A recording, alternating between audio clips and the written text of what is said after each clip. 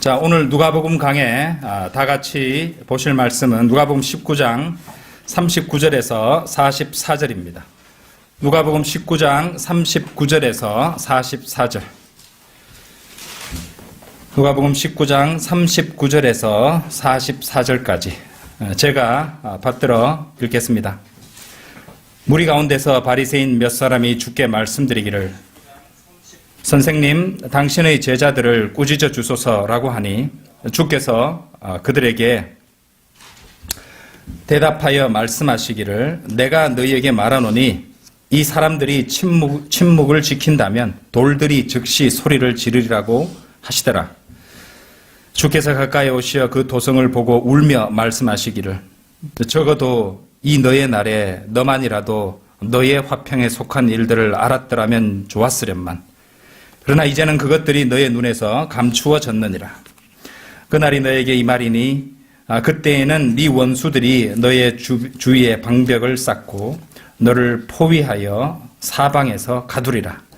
또 그들은 너를 땅에 내어 치리니 네 안에 있는 네 자식들까지라. 그리고 그들은 너에게 돌 위에 돌 하나도 남겨두지 아니하리라. 이는 너를 감찰하는 때를 네가 알지 못하기 때문이라고 하시고. 자, 오늘 드릴 말씀 제목은 티투스 예루살렘 정복이 갖는 예언적 의미입니다. 티투스 장군이죠, 그죠? 티투스 예루살렘 정복이 갖는 예언적 의미라는 제목으로 말씀드리겠습니다. 먼저 오늘 본문 말씀 전반부부터 한번 살펴볼게요. 우리 방금 읽으셨던 대로 이제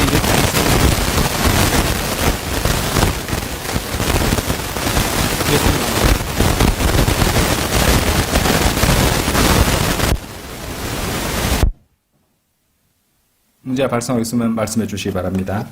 예. 자, 다시 할게요. 바리새인들이 이제 예수님을 찾아와서 이제 제자들이 이제 예수님을 갖다 구약에서 약속되었던 그런 약속된 메시아 왕, 그런 약속된 왕으로 공개적으로 선포하는 것을 이제 못하게 그만두게 하라고 그렇게 이제 반대하고 나서는 대목입니다. 그런데 이제 39절에서 그렇게 바리새인 몇 사람이 선생님 당신의 제자들을 꾸짖어 주소서 이렇게 말하는 것에 대해서 예수님께서 그들 말을 들어주실 리가 없죠. 예, 역시 주님께서는 그들에게 그들이 원하는 대로 그래 니네들이 맞아. 그 왕국은 문자적인 왕국이 아니라 내 제자들이 오해하고 너무도 그럴 때 열성을 부려서 그랬던 것이니 이 문제 내가 처리할게. 이러면서 제자들을 보고 관두라고 그렇게 절대 말씀하시지 않았습니다. 정반대로 주님께서 하시는 말씀을 보십시오. 내가 너희에게 말하노니 이 사람들이 침묵을 지킨다면 돌들이 즉시 소리를 지르리라. 이렇게 말씀을 하신다는 것입니다. 이 사람들이 입을 닫는다면 침묵을 지킨다면 돌들이 소리를 낼 것이라고 엄청난 말씀을 하시는 것입니다. 자, 이 돌들에 대해서도 우리가 잠시 생각을 하고 가야 될 필요가 있습니다. 왜냐하면 여기에도 엄청난 어떤 영적 진리가 담겨 있거든요. 자, 우리가 앞에서 공부하셨던 누가복음 3장 8절 한번 가보십시오. 누가복음 3장 8절에 보시면은 누가복음 3장 8절에 그러므로 너희는 회개에 합당한 열매들을 맺고 아브라함이 우리의 조상이라고 너희 속으로 말하려 하지 말라. 내가 너에게 말하노니 하나님께서는 이 돌들로도 아브라함의 자손이 되게 하실 수 있느니라. 여기도 돌들이라는 말이 나오죠. 이 돌들로도 아브라함의 자손이 되게 하실 수 있다. 돌들로도 아브라함의 자손이 되게 할 수 있다. 돌들로도 사람을 만들 수 있다는 말이잖아요. 그러니까 무기물에서 유기물이 나오는 것을 말하는 기본적으로. 그리고 이것이 뭔지 아십니까? 진화론자들이 주장하는 것이에요. 다윈이 주장했던 것이죠. 무기물에서 유기물이 나오는 것. 그죠? 다윈은 그러니까 이렇게 뜨거운 그 요감이 이제 이렇게 식어가면서 거기에 이제 무기물 수프가 만들어지고 유기물 이제 수프가 만들어지고 바위가 용암이 식어가면서 유기물 수프가 만들어지고 거기서 어찌해서 생명체가 생겨났다. 번개도 약간 쳐주고 뭐 이런 식으로 프랑켄슈타인하고 똑같은 거잖아요. 그죠? 프랑켄슈타인도 시체에다가 전기를 통하니까 막 이제 사람이 사람으로 막 몸이 움직이고 하는 그런 것으로 막 여러 가지를 이제 그 이론을 만들어 가지고 가설을 세워서 그렇게 주장하는데요. 이게 바로 지금 다윈이 좋아할 만한 그런 내용이에요. 돌들로도 아브라함의 자손이 되게 하실 수 있느니라. 그런데 다윈이 그렇게 한 것은, 다윈이 생각했던 것은 그야말로 그러니까 무작위적으로 그렇게 된 겁니다.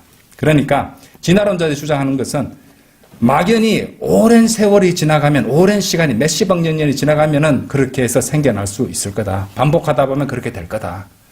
이렇게 주장하는 것이거든요. 그런데 우리는 분명히 안다는 것은, 우리가 분명히 말할 수 있고 확신할 수 있는 것은 죽은 바위에서 생명체를 가져올 수 있는 분은 하나님 한 분밖에 안 계신다는 것입니다.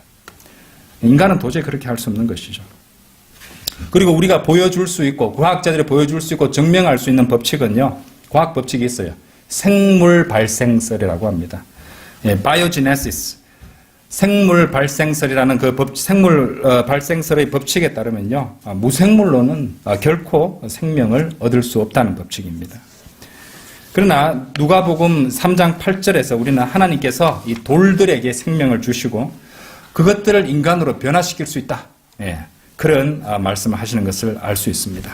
자, 돌이 사람처럼 어떤 역할을 하는 장면이 구약 성경에 또 나와요. 이제 돌 가지고 몇 군데를 살펴보면서 연결을 지어 보도록 하겠습니다. 여호수아서 24장 한번 열어보세요. 여호수아서 24장. 여호수아 24장 27절.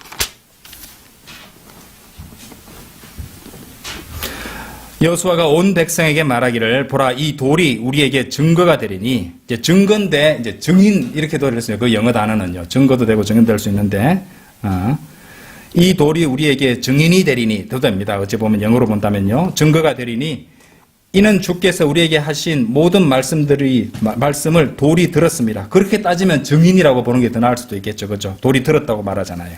그러므로 너희가 너희 하나님을 부인하지 못하도록 이 돌이 너희에게 증거가 되리라, 증인이 되리라, 위트니스가 되리라, 그렇게 말씀을 하고 계십니다. 그렇죠? 근데 이 앞절을 한번 보세요. 27절 앞절 26절에 보시면 여호수아가 이 모든 말씀을 하나님의 율법책에 기록하고 큰 돌을 취하여 거기 주의 성소 옆에 있는 상수리 나무 아래에다 세우더라. 돌을 세웠다는 말입니다.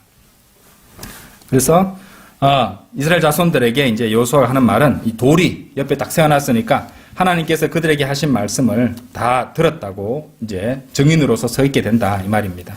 그래서 그들이 이스라엘 민족이 만약 하나님으로부터 돌아서게 된다면 그 돌이 그들을 반대하는 하나의 증인이 될 것이다. 돌에게 이제 어떤 어떤 사람으로서의 어떤 그런 역할을 수행하게 될 것이라는 그런 예언을 하고 있다는 것입니다. 그래서 우리가 이제 그렇게 본다면은 그 돌이 이제 주께서 우리에게 하신 모든 말씀을 이 돌이 들었다는 말은 그 돌이 하나님께서 우리에게 하신 모든 말씀들을 기록했다는 뜻이 됩니다. 그렇죠?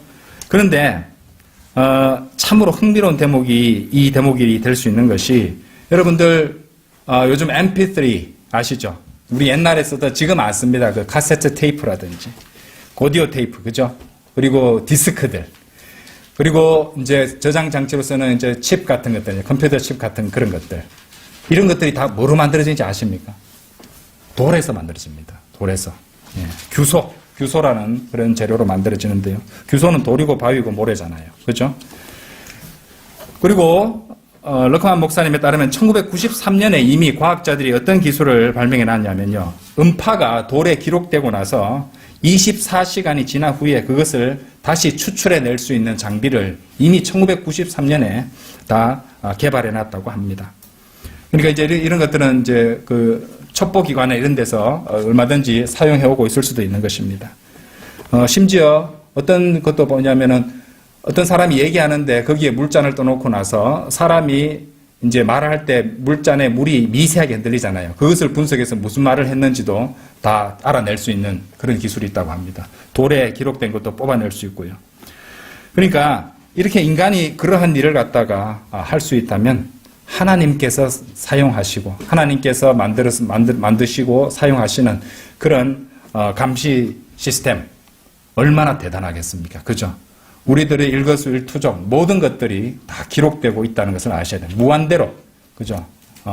지금 우리가 볼 수 있는, 구현할 수 있는 최고의 화질, 그것보다도 더 분명하고 또렷하고 또 생생한 음질로 모든 것들이 기록되고 있다고 한번 생각해 보십시오. 참으로 어찌 보면은 섬뜩한 일이 아닐 수가 없습니다. 거기 이제 하나님께서 사용하시는 그런 감시 시스템에 비한다면 미국의 CIA라든지 그죠? 모사드라든지 뭐 유명 그런 FBI라든지 이런 첩보기관에 사용하는 그런 첨단 과학 무기들은 아주 장난감 같은 그런 것에 지나지 않을지도 모릅니다. 자, 마태복음 12장 36절을 우리가 한번 이 시점에서 한번 생각해 봐야겠습니다. 마태복음 12장 36절. 하나님께서 그 모든 것들을 다 기록하고 계신다면, 다 찍고 계신다면, 기록으로 남기신다면, 그렇죠? 그리고 우리가 빈말을 할 때 또 그런 것들 다 기록해 두셨다가 제가 언제 그랬습니까? 그렇죠? 우리 그리스도인 같으면 이제 그리스도 심판석에 섰을 때, 그렇죠? 예. 아니면 또 죄인들이 백보자 심판석에 섰을 때 제가 언제 그랬습니까? 촥 틀어주신다는 거죠. 마태복음 12장 36절에 보시면 그러나 내가 너에게 말하노니 사람이 말하는 어떠한 빈말이라도 심판날에는 그에 관하여 설명하게 되리라. 이 말씀 하나님의 말씀입니다. 그러면 이대로 될 겁니다.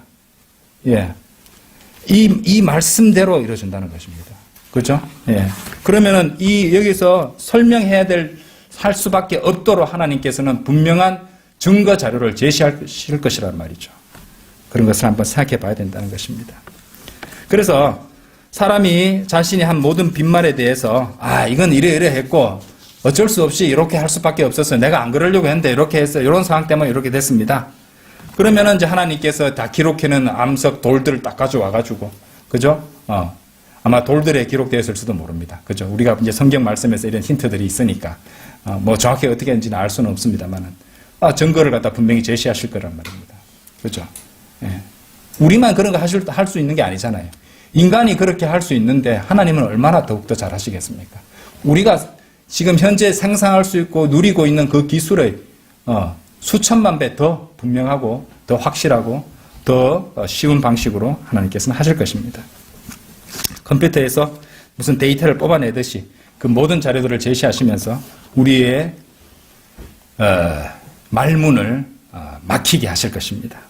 그러니까 그럴 일을 안 만드는 게 현명한 거죠. 자, 하나님께서 쓰시는 그런 컴퓨터 시스템은요, 현재 이제 누가 제일 좋은 컴퓨터 시스템 쓰겠습니까? 아마 빌 게이츠 같은 그런 억만장자, 글로벌리스트도 굉장히 훌륭한 컴퓨터 시스템을 사용하겠죠. 그리고 이제 유럽의 벨기에 브뤼셀에 가면요, 이 슈퍼컴퓨터가 한 대 있다고 합니다. 이름이 비스트예요. 비스트. 짐승이죠. 희한하죠. 컴퓨터는 비스트입니다. Biometric Encryption and Satellite Tracking. 이래 줄여가지고 비스트라고 부르는데, 이런 슈퍼컴퓨터가 있는데 엄청납니다. 또 건물도 희한하게 십자가와 또 이렇게 초승달 모양을 합쳐놓은 같은 그런 기독교와 이슬람과 어떤 그런 걸 합쳐놓은 듯한 그런 건물을 위에서 보니까 그렇게 돼 있더라고요. 그래서 요즘 무슨 크리슬람하고 기독교하고 로마 카톨릭과 이슬람이 서로 교류를 하고 또 이제 통합하려는 그런 움직임을 하고 있는데 그런 것과 연관이 있는 건 아닌가 이런 생각을 잠시 하게 되는데 어쨌든 그런 슈퍼컴퓨터도 하나님께서 쓰시는 시스템과는 전혀 비할 바가 못될 것입니다. 그런데 여러분들 너무 떨리죠? 우리 모든 일거수일투족, 우리가 하는 모든 빈말들이 다 기록되고 있다고 너무 떨 필요 없습니다. 왜? 좋은 소식이 하나 있어요. 일단은 우리에게 좋은 소식이 있습니다. 만일 여러분이 구원받으셨다면 하나님께서는 여러분들의 모든 죄들에 대해서 일단 삭제 버튼을 눌러놓으신 상태라는 거. 그죠? 딜리트 하셨다는 것입니다. 두고 보실게요. 말씀으로 증명하면 되잖아요. 그죠? 히브리서 9장 14절 보세요. 히브리서 9장 14절.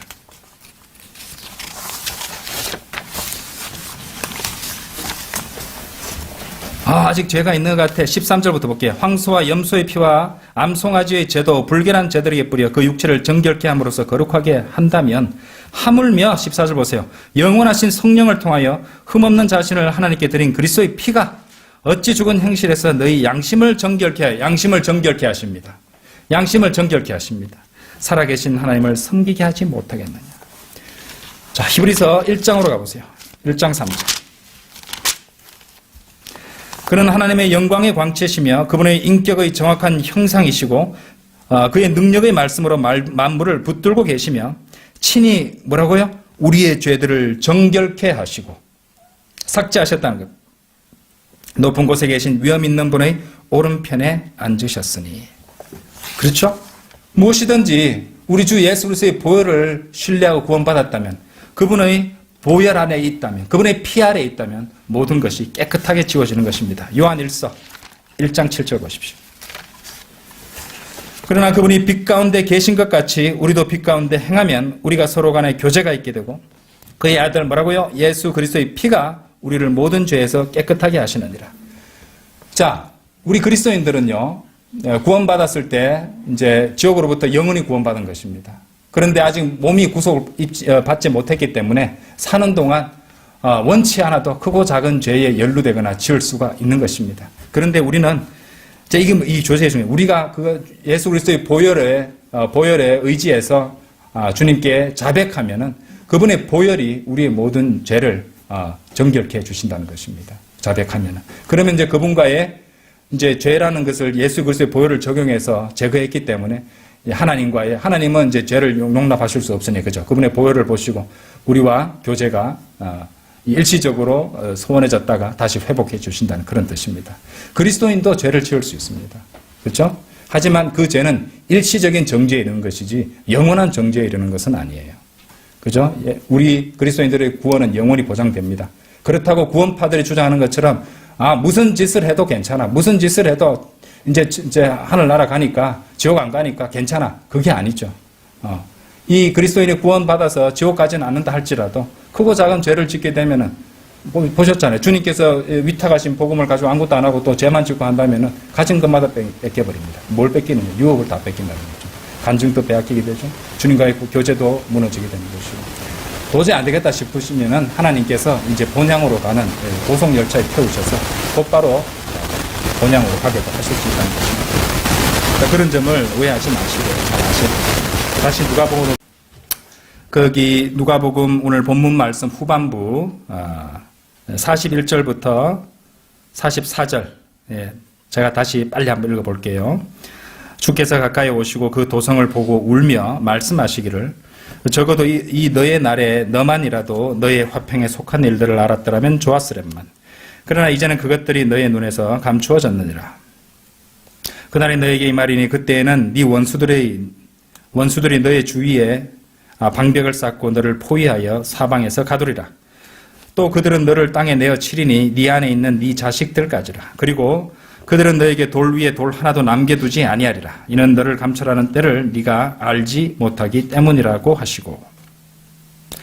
자, 이 부분은 우리가 누가복음 13장 34절에서 35절에서 예수 그리스도께서 하셨던 그 말씀과 연결해서 한번 봐야 될 것 같습니다.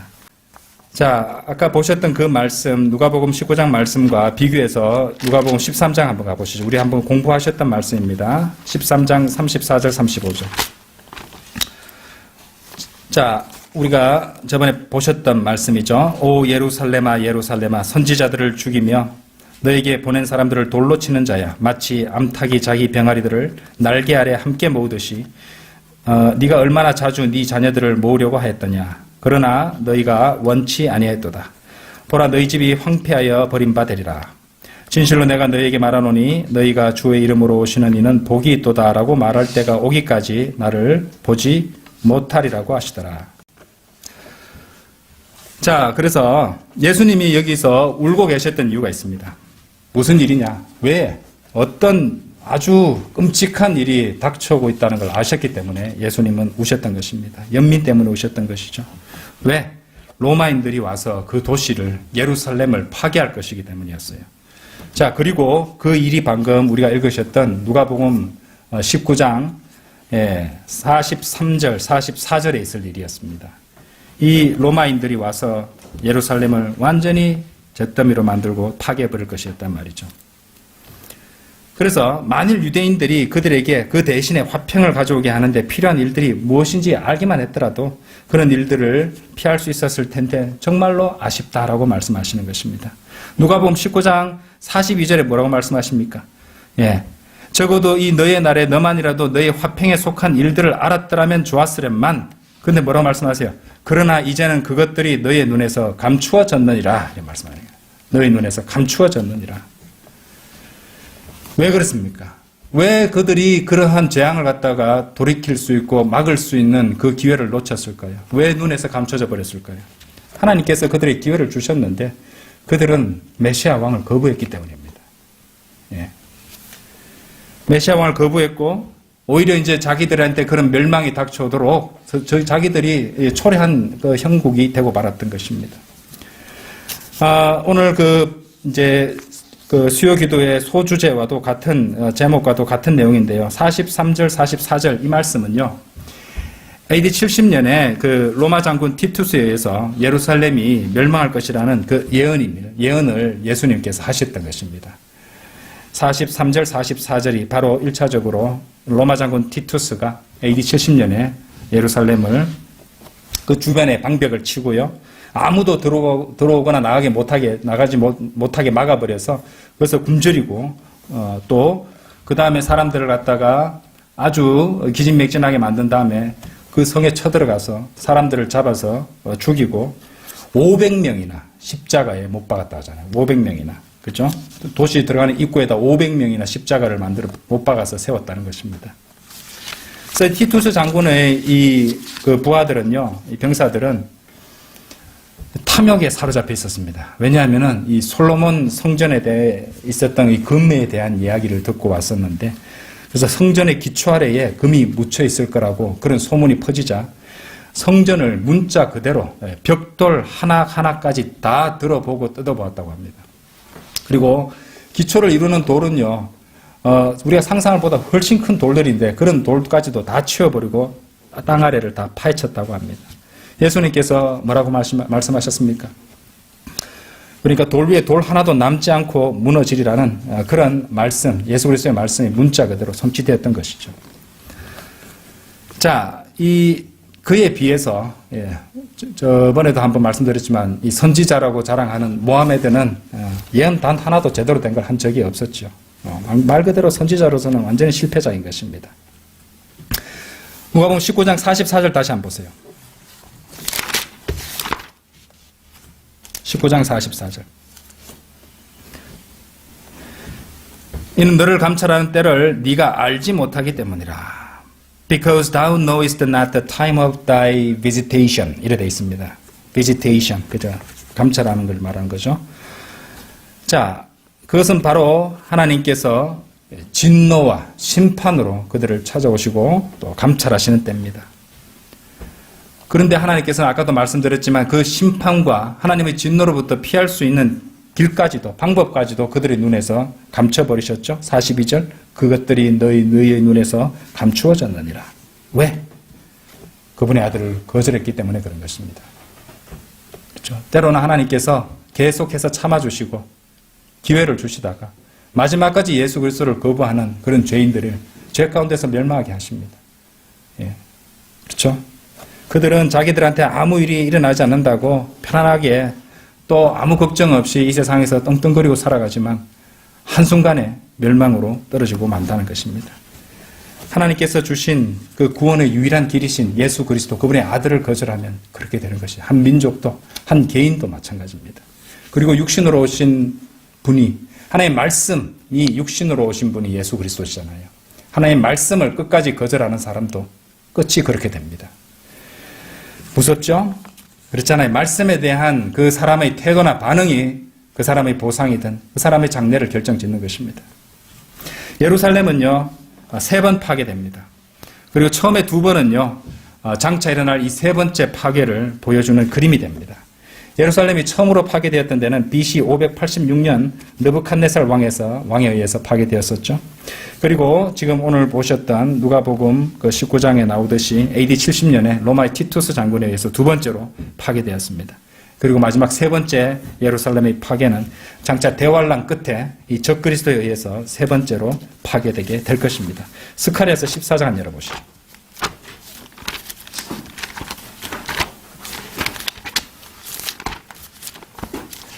스가랴서 14장 2절. 내가 모든 민족들을 모아 예루살렘을 대적하여 싸우게 하리라. 성읍은 함락되고 집들은 강탈당하며 여자들이 욕을 당하고 성읍의 절반이 사로잡혀 갈 것이나 백성의 나머지는 성읍에서 끊어지지 아니하리라. 그렇죠? 이제 바로 장차 세 번째 어떻게 될 것인지 이 말씀이 보여주고 있는 것입니다. 아까 제가 느부갓네살 왕에 대해서 말씀을 잠시 드렸는데 이 느부갓네살 왕은요 성경에 나오는 이 적그리스도의 가장 두드러진 모형들 가운데 하나입니다. 자, 그리고 이제 티투스 장군에 의한 예루살렘 멸망을 우리가 교리적으로 생각해 볼 때는요 그 문맥을 재림의 문맥으로 잡아야 됩니다. 왜 그러냐면요 아까 제가 누가복음 19장 42절에 보시면 무슨 말이 나옵니까? 너의 화평에 속한 일들을 알았더라면, 이 말씀이 상당히 중요한 말씀이에요. 이게 실마리가 되는 말씀이거든요. 여기 너의 화평, 너의 화평은 어디, 너의 화평이 성경에 나옵니다. 구약 성경에. 여기 너가 누굽니까? 예루살렘이잖아요. 예루살렘의 화평이 나옵니다. 자, 어디 나올까요? 예루살렘의 화평. 시편 122편 6절. 너의 화평은 예루살렘의 화평인데 시편 구약 성경 122편 6절에 보세요. 122편 6절에 보시면은 너의 화평, 예루살렘의 화평이 나옵니다. 122편 6절. 예루살렘의 화평을 위하여 기도하라. 너를 사랑하는 자들은 번성하리로다. 우리가 이제 이스라엘, 이제 유대인을 갖다 축복해주고 민족적으로 말입니다. 그렇죠? 또 예루살렘 화평을 위해서 기도해야 된다고 하는 이 말씀은 곧 예수 그리스도의 재림이 빨리 일어나도록 우리가 그분이 빨리 오시도록 그죠? 어서 오시옵소서 하고 기도하는 것에 다름 아닙니다. 왜냐하면은 예루살렘의 화평이 오려면요 화평의 왕께서 오셔야 됩니다. 예수 그리스도께서 오셔야만 예루살렘의 화평이 찾아오기 때문이죠. 바로 여기서 우리는 누가복음 아까 19장 42절에 나왔던 너의 화평을 통해서 재림을 가리키고 있는 그 재림의 상황, 그러니까 예수님이 오셔서 예루살렘의 화평이 찾아오는 그 상황을 보여주고 있는 시편 122편 6절과 연결시킬 수 있다는 것입니다. 재림의 문맥에 왜 티투스 장군의 예루살렘 정복이 언급되는가? 분명한 이유가 있습니다. 왜냐하면은 역사는 반복된다 하신데 역사를 주관하신 분 하나님이십니다. 하나님께서는 역사를 주관하시기 때문에 어떤 특정 역사가 미리 일어날 일들을 보여주는 모형으로서 그 일을 일어나게 하시는 것입니다. 놀랍죠? 하나님만이 하실 수 있는 일입니다. 장차 이 티투 장군의 예루살렘 정복은 이런 재림 때, 적그리스도 때, 이제 재림에 앞서서 적그리스도에 의해서 파괴될 그 예루살렘을 보여주는 모형이 된다는 것입니다. 이 예표가 얼마나 강력하냐면요. 존 브레이라는 사람이 있습니다. 이 사람은 아주 유명한 프리테리스트라고 하는데 이 프리테리스트 좀 이따 설명을 드릴게요. 이 프리테리스트는 이제 그 요한계시록을 갖다 해석하는 방식 중에 하나인 이제 과거학파라고 하는데 과거학파는 뭐냐면 요한계시록의 예언들이 과거에 이미 다 일어났다고 그렇게 주장하는 사람들입니다. 요한계시록을 그렇게 이제 해석하는 사람들이에요. 그래서 이 사람은 이 티투스 장군에 의해서 예루살렘 파괴되는 것이 거기 요한계시록에 나오는 그런 일들과 너무도 일치하는 부분이 많기 때문에 과거에 다 일어나는 것이다. AD 70년에 이미 요한계시록 상황이 다 이루어졌다. 이렇게 가르치고 믿는 사람입니다. 얼마나 모형이 정확하면은 이렇게 오해를 하고 잘못 가르치겠습니까? 그래서 요한계시록을 이렇게 해석하는 세 가지 관점이 있습니다. 이제 간단히 설명드리자면 첫 번째가 프리테리스트. 그러니까 이제 과거학파라고 하는데 요한계시록의 예언들이 과거에 다 이루어졌다. 그죠? 예, 뭐 네로가 무슨 적그리스도다. 이미 다 뭐 이루어졌다. 그런 식으로 주장하는 사람도 있고요. 그와 비슷하게 이제 역사학파도입니다. 역사학파도 이제 그 인류 역사 19세기에 이르는 동안에 대부분의 예언들이 다 이루어졌다. 이루어지고 있거나 이루어졌거나 이루어지고 있는 중이다. 거의 다 이루어졌다. 뭐 이런 식으로 가르치는 게 또 역사학파입니다. 이 역사학파들은 이제 후천년주의자에 가깝죠. 예. 과거학파들은 이제 무천년주의자들에 가깝고요. 마지막으로 이제 성경대로 믿는 사람들은 이제 굳이 이 세 구 중에 이제 하나를 넣는다면 미래학파에 속합니다. 미래학파가 뭐냐면은 전천년주의적 입장인데요. 요한계시록 3장부터 끝까지가 문자적으로 장차 일어날 예언이라고 보는 해석하는 관점입니다. 정확한 관점이죠. 그리고 특히 이제 요한계시록 6장부터 19장까지의 내용이 이 다니엘의 70제 주에 일어날 일들이라고 이렇게 보는 관점입니다. 너무 신학적인 얘기고 좀 복잡한 얘기니까 나중에 거기 러크만 주석서나 이런 데 보시면은 그 설명이 자세히 나와 있으니까 한번 읽어보시면 됩니다. 어쨌든 존 브레이 같은 이런 요한계시록의 과거학파는 티투스의 예루살렘 정복이 너무도 강력한 예표로서 장차 일어날 일들을 보여주고 있기에 실제로 그리스도의 이제 재림에 관한 모든 예언들이 AD 70년에 예루살렘 명방할 때 모두 이루어진 것으로 다 만들어버리고 그렇게 해석하고 그렇게 주장했다고 합니다. 그런데 그 사람이 그렇게 가르친 것은 완전히 틀린 것입니다. 스카랴서를 조금만 읽어봐도 되거든요. 자, 아까 스카랴서 우리 14장 한번 보셨잖아요. 다시 한번 가보시죠.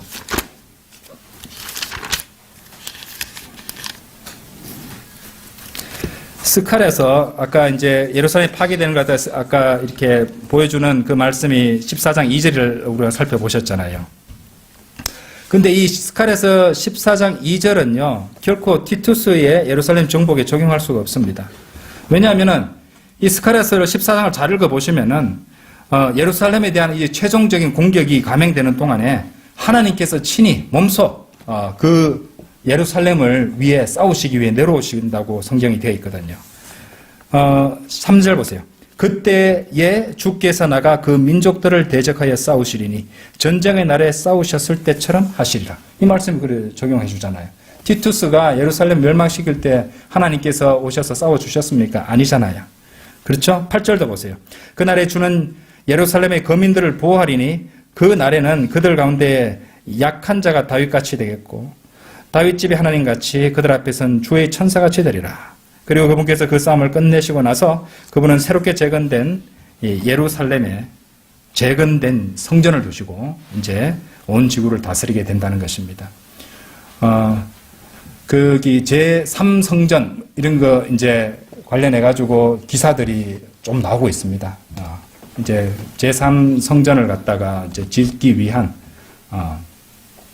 왜냐하면 적그리스도가 이제 거기에 앉아가 자신을 하나님이라고 그렇게 이렇게 말하면서 소개하면서 그렇게 한다고 하니까 숭배를 받는다고 하니까 이제 대환란이 시작되려면은 성전이 만들어져야 되잖아요.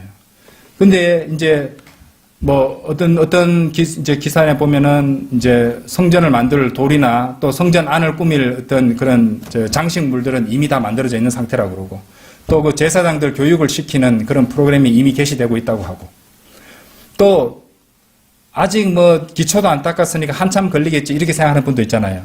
근데 성전은요 이 장막일 수도 있거든요.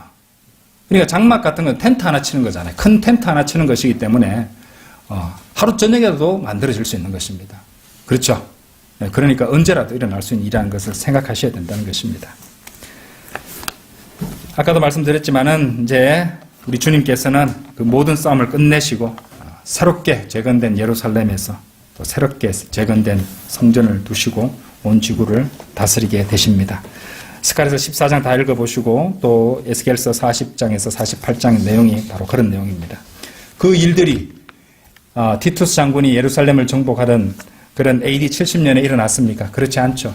그러니까 이제 요한계시록을 해석하는 관점인 과거학파 그리고 역사학파 이 두 가지는 완전히 틀린 관점이고 미래학파가 전천년주의적 관점으로 이제 장차 요한계시록 내용들이 이루어질 그런 예언들이라는 걸 문자적으로 이루어질 것이라는 것을 우리가 이해하고 있어야 된다는 것입니다.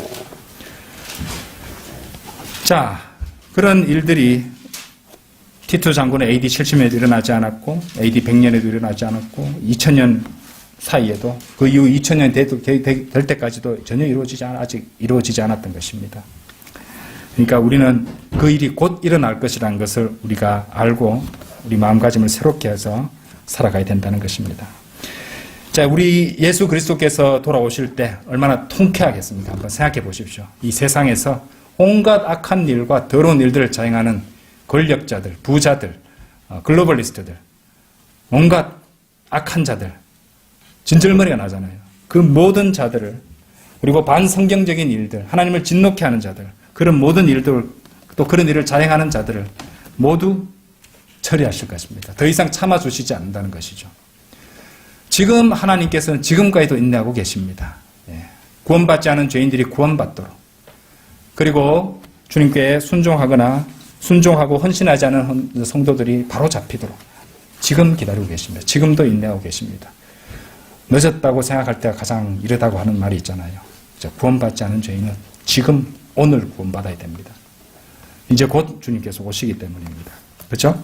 그리고 또 이런저런 죄들로 주님과의 교제가 소원해졌다면 지금 우리 주 예수 그리스도의 보혈에 의지해서 하나님께 자백하고 또 새롭게 교제를 회복하고 또 주님께서 인도하시는 삶을 살아가야 되겠습니다. 여러분, 그날 기다리고 계시죠? 그날 얼마나 통쾌할지 한번 생각해 보십시오. 주님께 맡겨드리고 하나님 말씀에 순종하며 사는 것입니다. 다 같이 기도드리겠습니다.